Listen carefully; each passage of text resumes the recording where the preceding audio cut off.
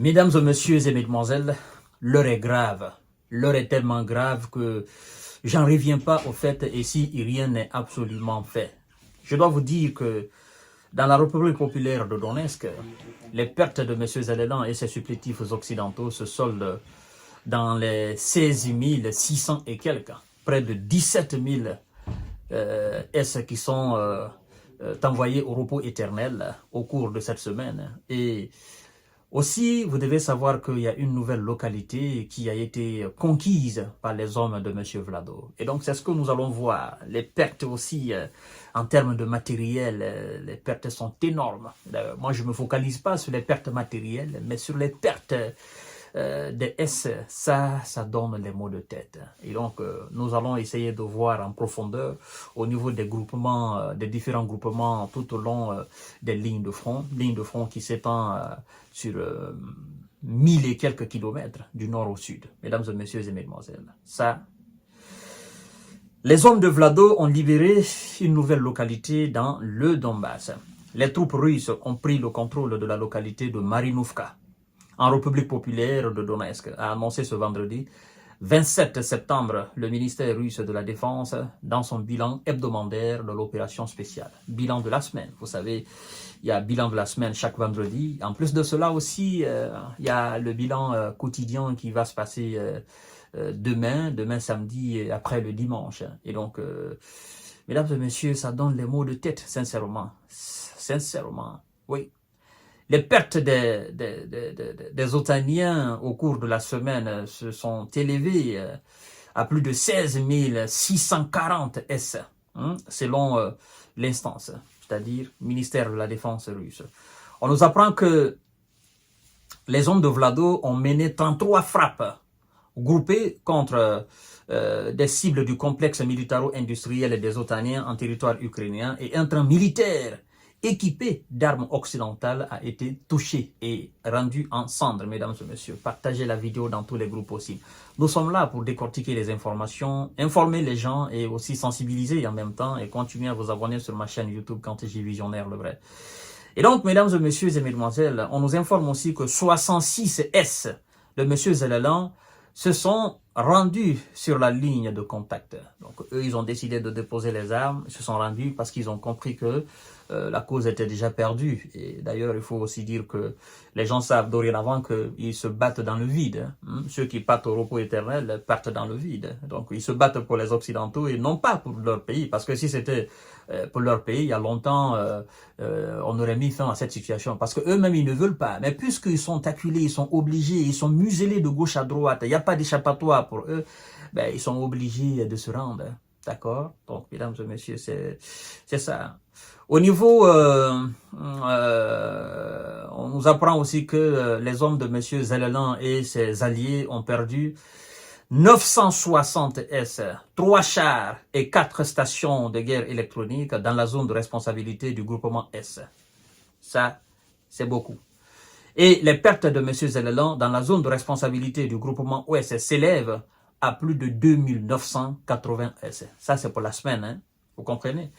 Et donc, jusqu'à 410 S, n'est-ce pas, aux actions du groupement de Dniepr. Ce sont les différents groupements. Et quand vous faites le cumul de tout ça, ça va chercher jusqu'à dans les 17 000. Vous voyez, mesdames et messieurs. Alors, dans la zone de responsabilité du groupement sud, les pertes de M. Zelensky et ses supplétifs occidentaux se chiffrent là à 5140 S. 5140 S. Au niveau de la responsabilité du groupement sud. Et c'est là où se trouve effectivement l'Odessa. Et au niveau d'Odessa, il y a une localité qui a été libérée. Et vous savez aussi qu'il y a eu des frappes sur Odessa. Donc en représailles, des actions isolées de M. Zelensky, c'est-à-dire des actions aériennes de drones et d'autres missiles qui ont été abattus dans l'espace aérien russe, dont les débris ont fait des dégâts aussi en Russie.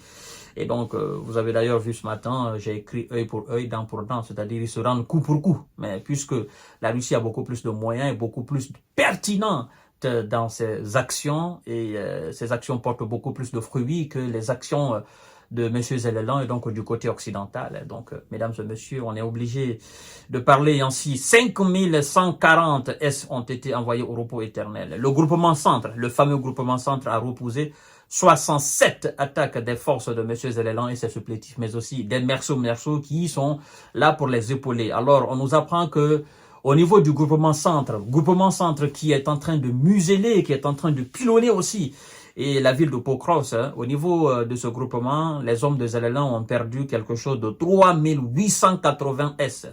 Et donc, la défense aérienne de M. Vlado a abattu un missile ATACMS, c'est-à-dire les fameux missiles américains. ATACMS, 8 missiles Neptune, 2 missiles ARM, HARM, 2 missiles S-200 reconvertis et 39 projectiles HIMARS, encore de la fabrication américaine.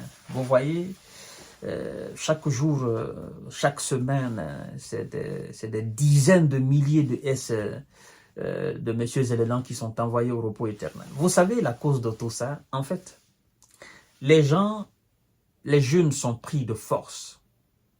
Ils suivent juste des formations à la hâte. Hein? Ce n'est pas des soldats aguerris. Des formations de 2 mois, 3 mois, 4 mois. Si ça a trop duré, c'est 6 mois ou 5 mois. Eux, on les envoie au niveau des lignes de contact. Et donc, on se sert d'eux. Donc, les gars expérimentés, on les laisse derrière.